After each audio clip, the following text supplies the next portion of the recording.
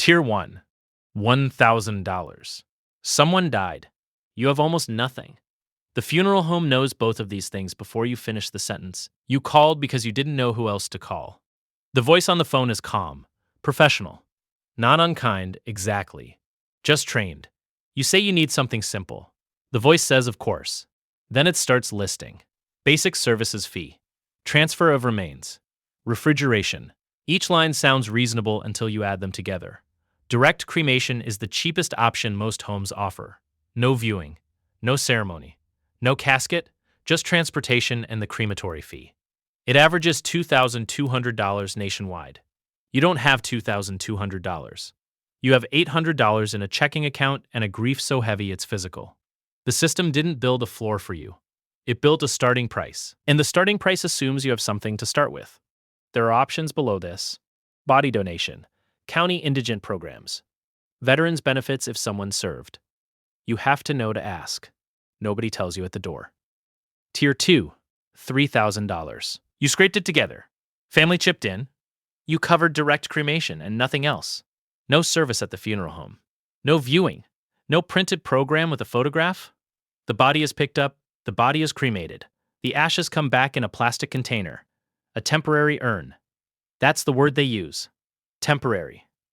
You can buy a permanent one for $150 more. You don't have $150 more. You don't have $150. The container sits on a shelf in your apartment for 4 months. Because scattering the ashes means admitting something you're not ready to admit yet. You held a small gathering at your kitchen table. 8 people. Someone brought a casserole. Someone said a few words. It was real. It mattered. But every time someone asks where the service was, you feel something shrink. Not grief. Embarrassment. The system didn't just take the money. It decided what a proper goodbye looks like. Then it put that goodbye behind a number you couldn't reach. Tier 3, $7,000. This is where most Americans land. Not by choice.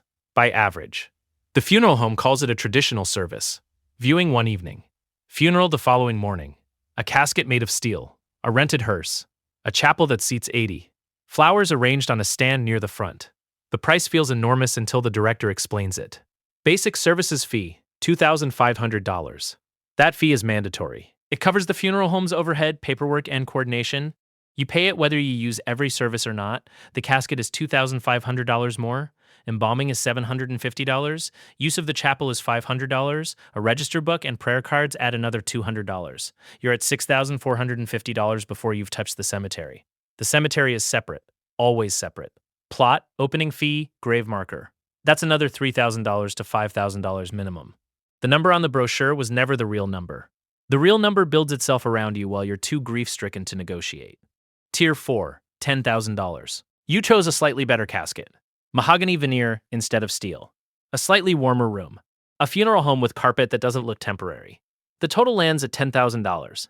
It includes everything the $7,000 version included, plus a few upgrades you didn't fully understand you were agreeing to.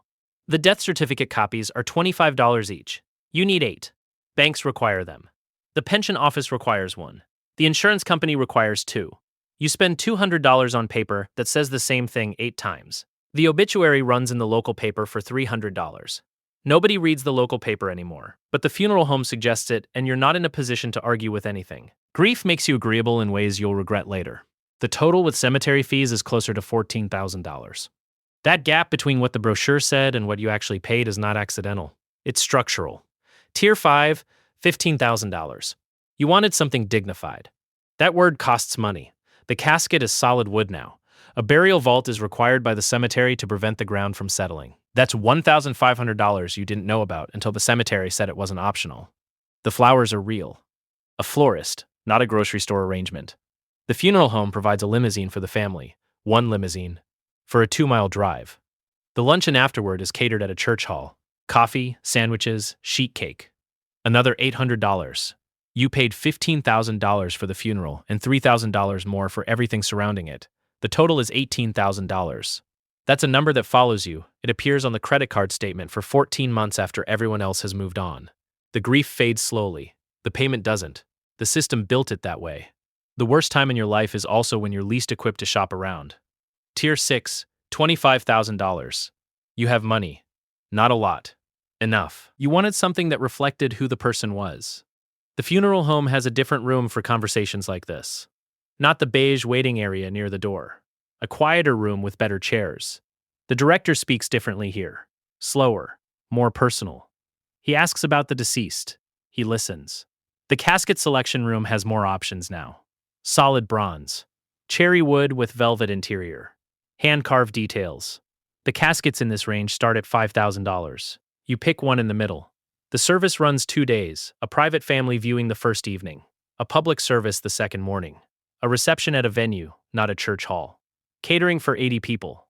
A video tribute with photographs the funeral home edits overnight. A personalized program printed on cardstock. The service feels like the person.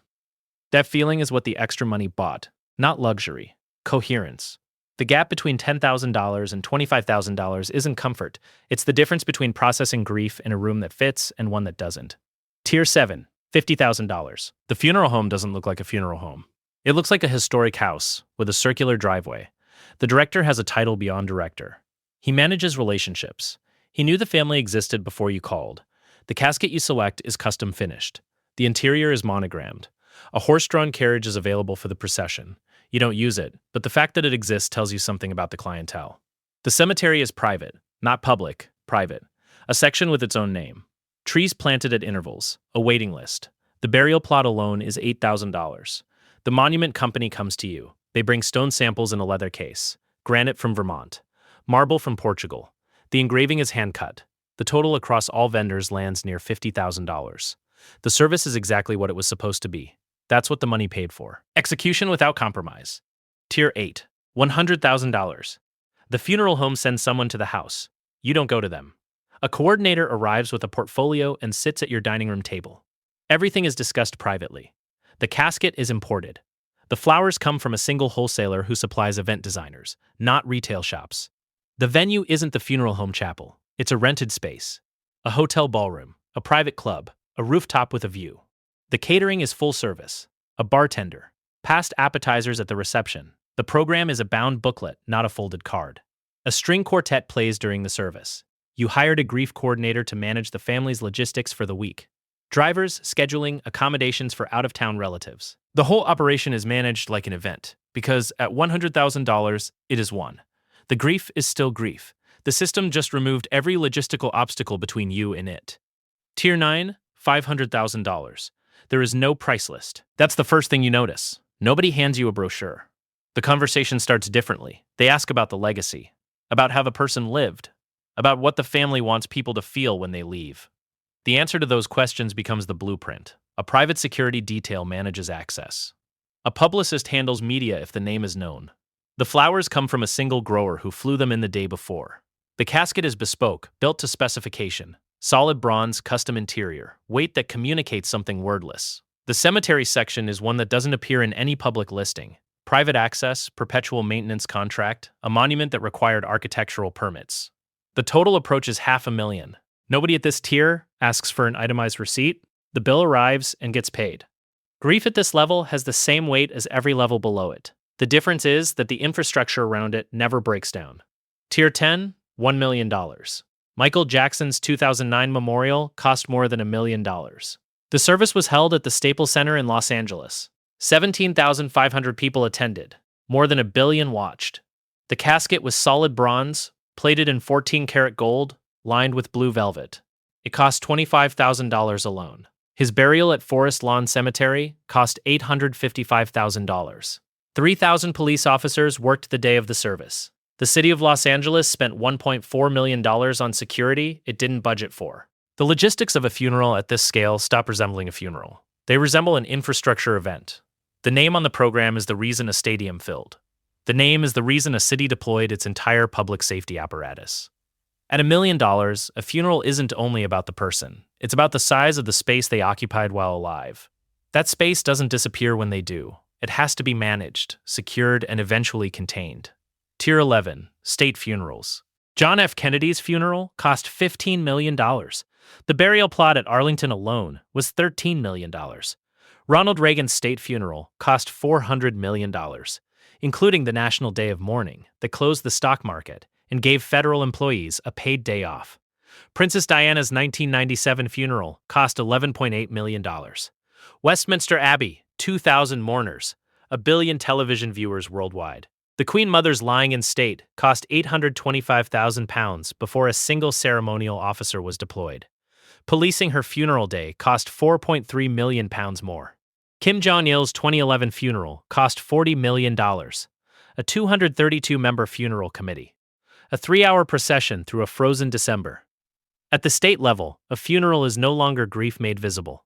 It is governance made visible. The cost reflects not what the family needed, but what the institution required. And the institution always requires more than the person ever asked for.